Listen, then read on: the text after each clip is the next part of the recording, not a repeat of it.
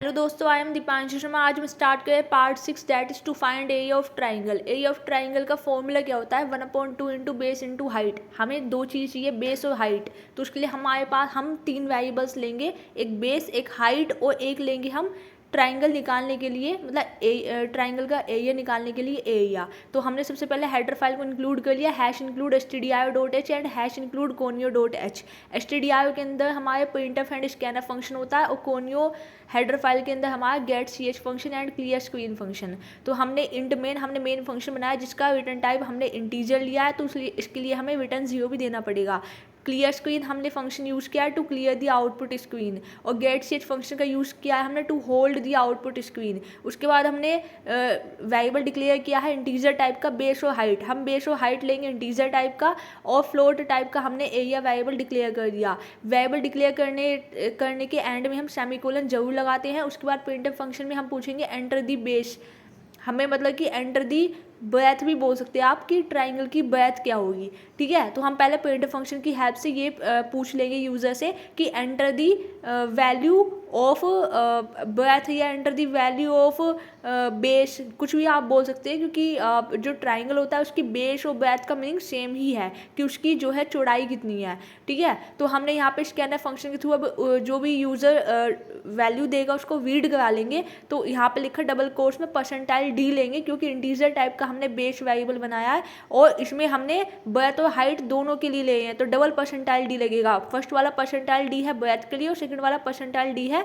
Height के लिए। उसके बाद हमने address of base comma address of height, base और हाइट वेरिएबल का हमने एड्रेस दे दिया। अब एरिया कैसे निकालते हैं?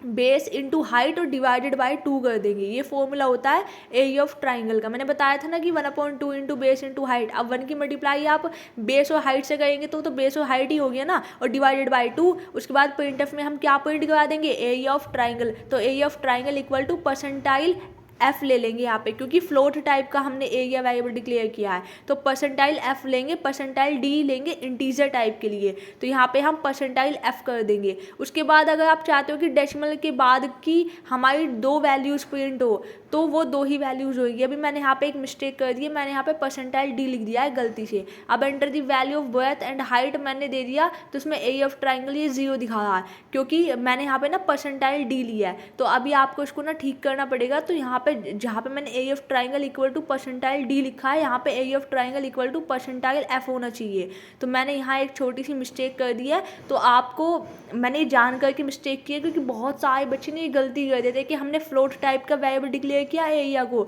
लेकिन जब हम उसको प्रिंट करा रहे हैं उस टाइम हमने यहाँ पे परसेंटाइल डी डाल दिया गलती से, क्योंकि आप मोस्टली जो वेरिएबल बनाते हो वो आप इंटीजर टाइप का बनाते हो। तो ये छोटी छोटी मिस्टेक्स ना आपको नहीं करनी है। अभी भी देखिए एरिया ऑफ ट्राइंगल 0 ही आ रहा है, क्योंकि इंटीजर टाइप का तो पॉइंट के बाद की डेसिमल की वैल्यू कंटेन नहीं करेगा। तो अब आपको यहाँ पे क्या करना है? डी को हटा देना और 0.2f ले लीजिए कि डेसिमल के बाद की 2 डिजिट तक का मुझे आउटपुट चाहिए। तो इस तरीके से आपका जो है ना दो डिजिट तक का आउटपुट आपको शो हो जाएगा आउटपुट स्क्रीन पर। तो I hope you understand the logic that how to find the area of triangle in C. अब आपने ब्रेथ डाली 10 और हाइट डाली 20, तो आपका एरिया ऑफ ट्राइंगल आ गया 100.00।